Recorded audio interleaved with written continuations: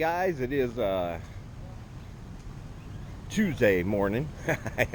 I almost forgot what day it was. Yeah, it's Tuesday morning. A little bit after 11 o'clock. I have my iced coffee. Just about to go get some breakfast. One of my favorite breakfast places is right here around the corner.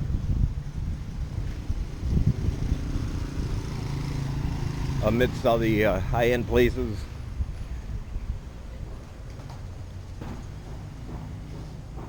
And little cafes lies the good stuff. I finished the video editing for the think tank thing. Had about 60 minutes worth of footage.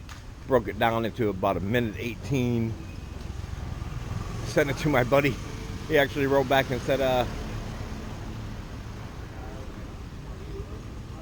how did he put it? He said it was awesome. I was awesome for knowing how to do that. Trust me, it wasn't anything special. I got bored after about an hour and just kind of slapped some cards on there. But it's always nice to hear. I just slapped some what do you call it, text cards in the middle of a couple shots. Edited some things together. Deleted the rest. It was pretty simple. But here we go. The good thing is that I let Sang order. So it's kind of a surprise. I have no idea ever what I'm getting. And I'm fine with that.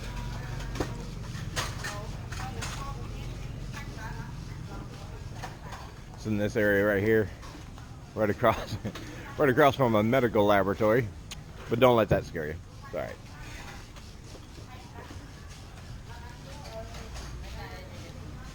Right here is where it's at. Little place over here. You got all the good food right there. A little kitchen in the back. And then the eating area. Two big trees growing right out through the roof. That's pretty awesome. Talk to you guys later. Alright guys, we just got done eating. Looking around the market. I think pretty soon I'm gonna have to get me a Blu-ray player or something. The reason for that is because I use a service to store all my digital movies. You know, like if you buy a Blu-ray back in the West, you get a code so you can watch it online. And I've used the service of VUDU, VUDU, for a very long time now. It's free to sign up. You can also rent and buy movies through them if you wish, but other than that, there's no charge. And whenever you buy a movie that has a code, you can enter the code there and it's stored, so you can watch it anywhere on any device without having the disc. And it's pretty cool. Unless, like me, you don't read the fine print. Before I left, I had about 400 Blu-rays, I want to say, 400 to 500 movies and Blu-rays that I sold before I came here. Because I figured, well, the majority of them are on my VUDU account, so I can still watch them anytime I want. Except when you go to log in, I went to log in and realized that I couldn't. So when I wrote them, I emailed them and told them I can't log in, and they informed me it's because their service does not cover Cambodia. So I cannot watch or use their service with all my movies stored anywhere here. That is a major bummer, because that was a lot of movies. I can always get a VPN, which is a workaround that. I can get a VPN, and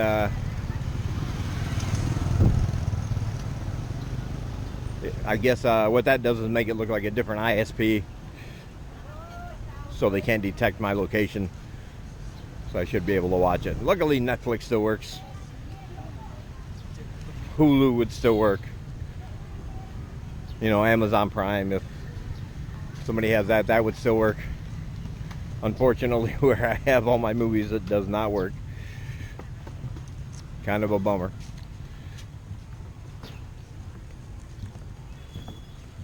But like I said, I can just buy a Blu-ray player and buy the movies I really want to see again here.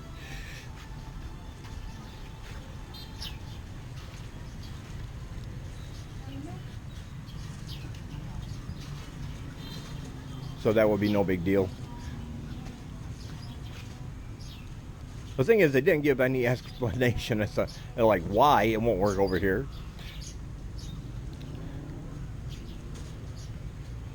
They just gave their standard answer about different regions. And I didn't even get an error message. It just kind of, every time I went to log in, it would pop up and say login failed. Even though I knew I was putting in the right password. I even changed my password. And that still didn't help.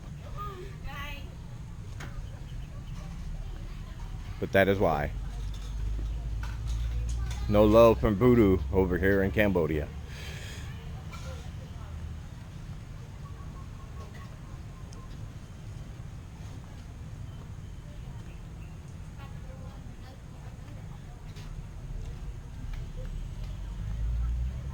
I believe in here they would have, they do have some little shops in here that sell electronics, like right here, some that sell like headphones and, you know, Bluetooth speakers and all that good stuff.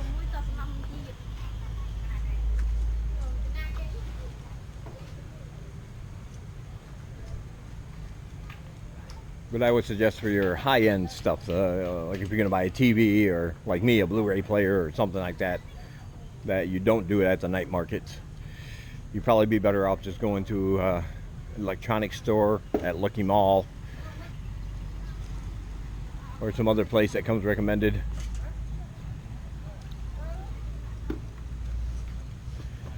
Because down here sometimes there are a lot of counterfeit and fake items.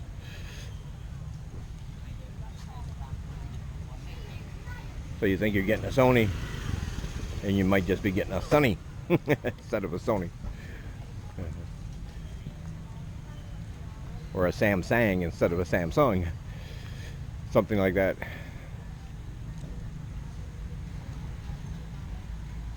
And I bought a little tiny speaker just to use, plug in the headphone jack on my phone to listen to music. And it didn't work. I mean, like at all, it just didn't work. So,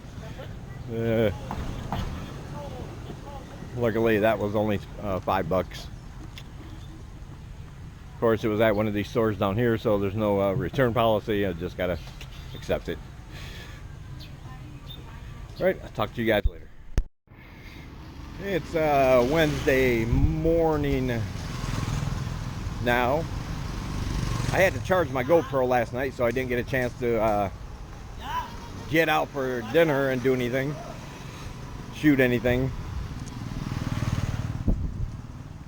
I had to recharge the old batteries there, so I figured I'd finish this vlog up today. We just finished getting something to eat, and I went to the bank.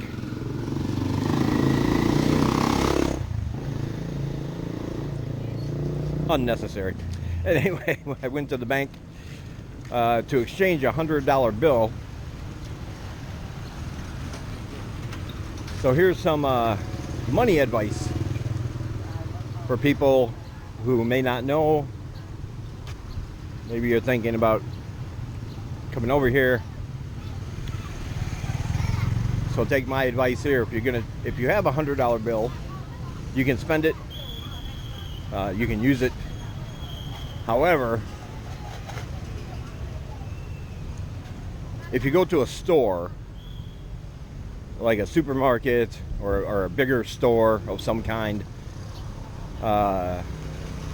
in order to break that $100 bill, you're probably going to have to buy something. Most of these smaller stores, the mom and pop stores, roadside stands, sometimes they have a hard time breaking a 20. So if you go in to get a meal at one of these places for $2 and try to give them 100, that's probably not going to happen. The reason I think it's best to go to the bank is because first, you don't have to purchase anything. You just get your ticket with your number. You wait in line or until your number is ready. Then you go up and just tell them you would like smaller bills. They'll give you whatever denominations you want. Whenever I break 100, I always get 10s, because 10s are, except 5s and 10s, and of course 1s. You can spend those anywhere.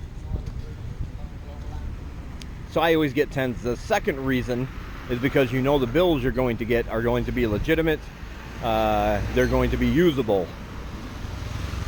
Sometimes, as I documented in my last video, you get change back from some of these other places, and you could have a ripped or torn bill.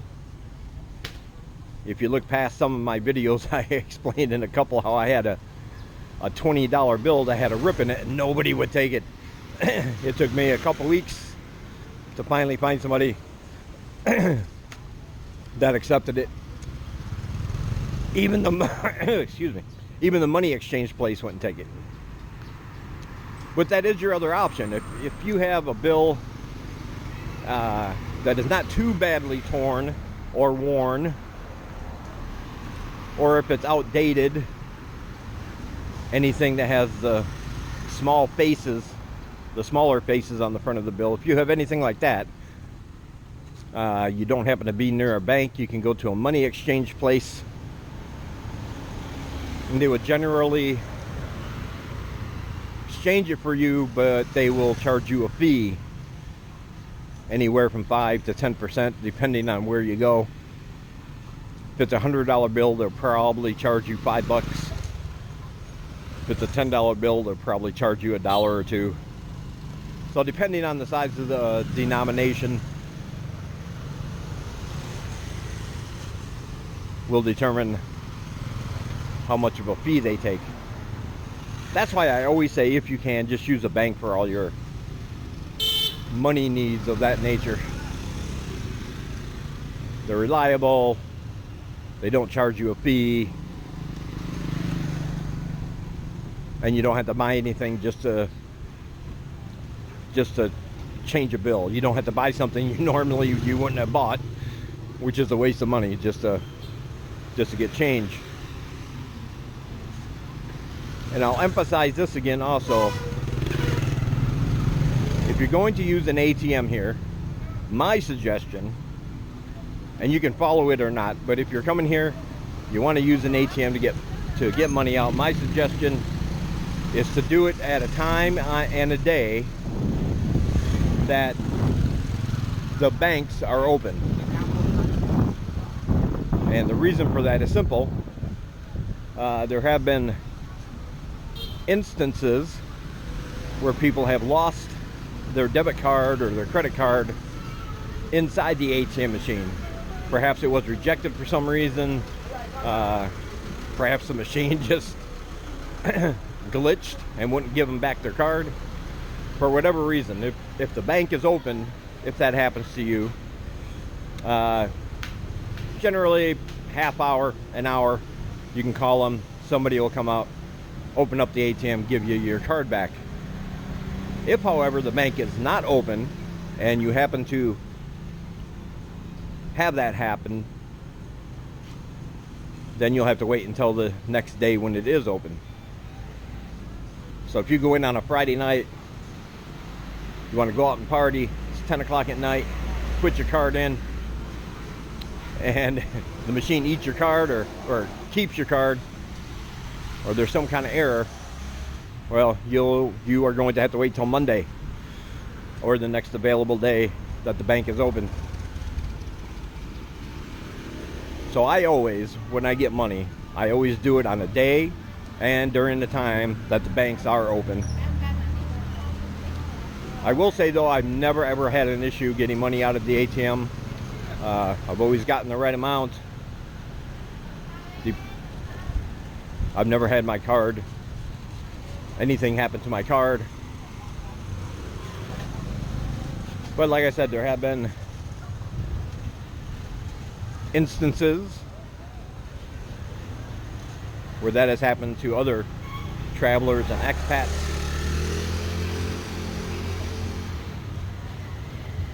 So just be warned.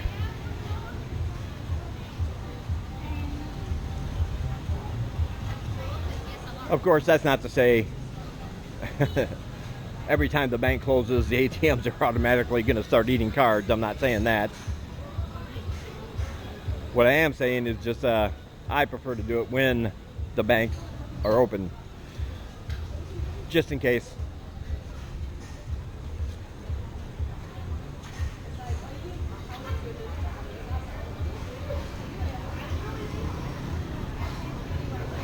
So it's another nice day here in Siem Reap.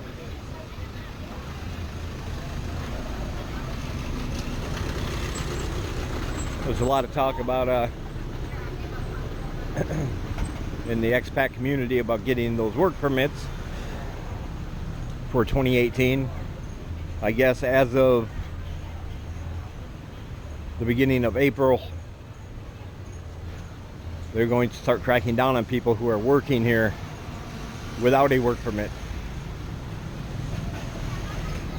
They're going to increase the fines for every day you're working here without a work permit.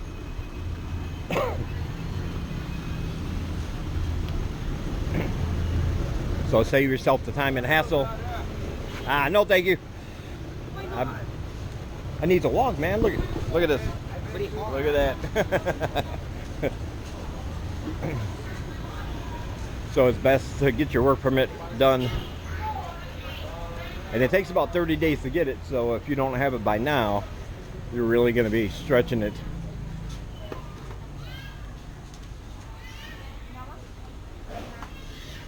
Of course, that all depends on who you ask online. You ask 5 different people, you get 5 different answers. So it's really hard to gauge, but there are several very competent and knowledgeable travel agencies here in town where you can go in and they will know everything. Of course, it's a business, so they'll charge you to help you out with the paperwork and whatnot, but if you try to do it yourself, you don't check all the boxes, fill in all the blanks, whatever, you find yourself getting rejected. Then you're either going to have to pay really heavy penalties, and in some cases they will just deport you out of the kingdom, and nobody wants that. So there you go. I'll end that here. Hi. Hello. I'll end that here with what I consider to be excellent advice, especially coming from somebody like me who sometimes can't remember his own name without singing the happy birthday song. Happy birthday to me, happy birthday to me, happy birthday dear Dave. That's what it is, Dave. All right, I'll talk to you guys later. Peace out.